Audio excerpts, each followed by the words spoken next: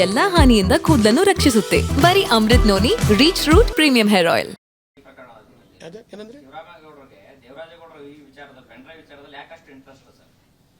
ನಾನು ನಿಮ್ಗೆ ಈಗಾಗಲೇ ಸ್ಪಷ್ಟ ಮಾಡಿದ್ದೀನಿ ಮೊನ್ನಿಂದವ. ನನಗೆ ದೇವರಾಣಿಗೂ ಇದ್ರ ಬಗ್ಗೆ ಇಂಟ್ರೆಸ್ಟ್ ಇಲ್ಲ, ನಿಜ ಹೇಳ್ತೀನಿ.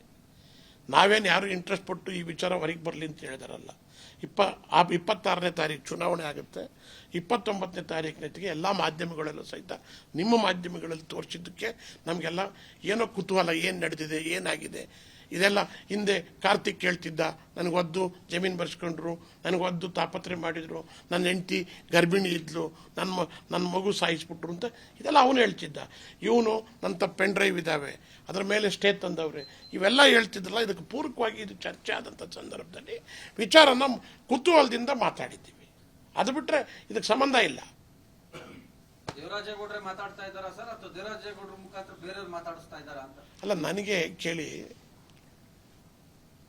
ಇದರಿಂದ ಈ ಒಂದು ವಿಚಾರವನ್ನು ಡೈಲ್ಯೂಟ್ ಮಾಡಲಿಕ್ಕೆ, ಈ ದಿಕ್ಕನ್ನು ಬದಲಿಸೋದಕ್ಕೆ ಒಂದು ಕಾಣದ ಕೈಗಳು ಕೆಲಸ ಮಾಡ್ತವೆ ಅಂತೇಳಿ ನನಗೆ ಅನ್ನಿಸುತ್ತೆ. ನಾನು ಒಬ್ಬ ರಾಜಕಾರಣಿ. ಇದಲ್ದಲ್ಲೇ ಇದು ಒಂದು ಕಡೆಗೆ, ಇನ್ನೊಂದು ಆಂಗ್ಲ ನೋಡಿ, SITನಲ್ಲಿ ಗ್ರಿಲ್ ಮಾಡಿ ನನ್ನ ತಗಲಾಕ್ಬಿಟ್ಟವ್ರು ಅನ್ನೋ ಸಂಕಟಕ್ಕೆ ನರೇಂದ್ರ ಮೋದಿ ಹೆಸರು ಹೇಳಿದರೆ, ಅಮಿತ್ ಶಾ ಹೆಸರು ಹೇಳಿದರೆ, ಇವನಿಗೆಲ್ಲ ಅವನಿಗೆ ಯಾರೂ ಸಹಿತ ಪರಿಚಯ ಇಲ್ಲ. ಜ್ಞಾಪಕ ಇಟ್ಕೊಳ್ಳಿ, ನರೇಂದ್ರ ಮೋದಿನೂ ಪರಿಚಯ ಇಲ್ಲ, ಅಮಿತ್ ಶಾ ಅವ್ರ ಜೊತೆ ಮಾತಾಡಿದ್ದೀನಿ ಅಂತನಲ್ಲೇ. ಅವೆಲ್ಲ ಸುಳ್ಳು. ಇವತ್ತೀಗಲೇ ಹೇಳ್ತೀನಿ ಕೇಳಿ, ಮುಂದೆ ಗೊತ್ತಾಗುತ್ತೆ ಒಂದು. ಅವೆಲ್ಲ ಸುಳ್ಳು. ಯಾರೂ ಅವನ್ನ ಎರಡು ಗಂಟೆ ಅರ್ಧ ಗಂಟೆ 2 ದಿವಸ ಭೇಟಿ ಮಾಡಿದ್ದಕ್ಕೆ ದೇವರಾಜೇಗೌಡ ನಿನ್ನ ಸವಾಸ ಬೇಡ ಅಂತೀವಿ. ಇನ್ನು ಯಾರು ಕರ್ಕೊತಾರೆ ಗೌಡ್ರೆ?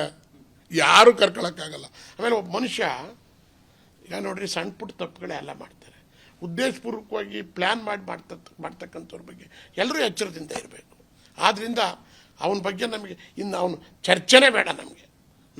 ನನಗೆ ನೀವು ನಂಬ್ತಿರಿಲ್ವೋ, ನೆನ್ನೆಲೆ ಪ್ರೆಸ್ ಮೀಟ್ ಮಾಡಬೇಕು ಅಂತ ಅಂದ್ಕೊಂಡೆ. ದೊಡ್ಡಗೌಡ್ರದ್ದು ಬರ್ತ್ಡೇ ಇತ್ತು. ಅವ್ರ ಬರ್ತ್ಡೇ ದಿವಸ ನಾನು ಮಾತಾಡೋದು ಬೇಡ ಅಂತ, ಅವರ ಗೌಡರ ಬಗ್ಗೆ, ಅವರ ಹಿರಿತನದ ಬಗ್ಗೆ ಗೌರವ ಇಟ್ಕೊಂಡು ನಾನು ಬೇಡ ಅಂತ ನೆನ್ನೆ ಕ್ಯಾನ್ಸಲ್ ಮಾಡಿದೆ. ಇವತ್ತು ನಾನೇನಾದ್ರು ಪ್ರೆಸ್ನಲ್ಲಿ ಹೇಳದೇ ಇದ್ರಿದ ನನ್ನ ಹೆಸರು ತಳಕಾಯ್ಕೊಂಡಿರೋದು. ನನ್ನ ಜೀವನದಲ್ಲಿ ನಾನು ಮಾತ್ರವಲ್ಲ, ನನ್ನ ಕೂದಲು ಕೂಡ ಆಗಿರ್ಬೇಕು ಸ್ಟ್ರಾಂಗ್ ಅಂಡ್ ಸ್ಟೈಲಿಶ್. ಬರೀ Amrut noni reach root premium hair oil ನೊಂದಿಗೆ. Reach root premium hair oil. ಈಗ ಚಲುವರಾಯಸ್ವಾಮಿ ಅವರು ಪ್ರೆಸ್ ಮೀಟ್ ಮಾಡಿ ಹೇಳಿದ್ದಾರೆ, ಪ್ರಿಯಾಂಕಾ ಖರ್ಗೆ ಅವರು ಹೇಳಿದ್ದಾರೆ, ಕೃಷ್ಣಬೈರೇಗೌಡರು ಹೇಳಿದ್ದಾರೆ, DK ಅವರು ಹೇಳಿದ್ದಾರೆ. ನಾನು ಹೇಳದೇ ಇದ್ರೆ ಎಲ್ಲೋ ಶಿವರಾಮೇಗೌಡಂದೇನೋ ಇದರೊಳಗೆ ಇರಬೇಕು, ಅದಕ್ಕೋಸ್ಕರ ಪೆಂಡಿಂಗ್ ಇಟ್ಕೊಂಡಿರ್ಬೇಕಿದೆ ಅಂತ ನನ್ನ ಮೇಲೆ ನೀವು ಊಹೆ ಮಾಡ್ಕೋಬಾರ್ದು ಅಂತೇಳಿ ಇದರಲ್ಲಿ ಕ್ಲೋಸ್ ಮಾಡ್ತಾ ಇದ್ದೀನಿ.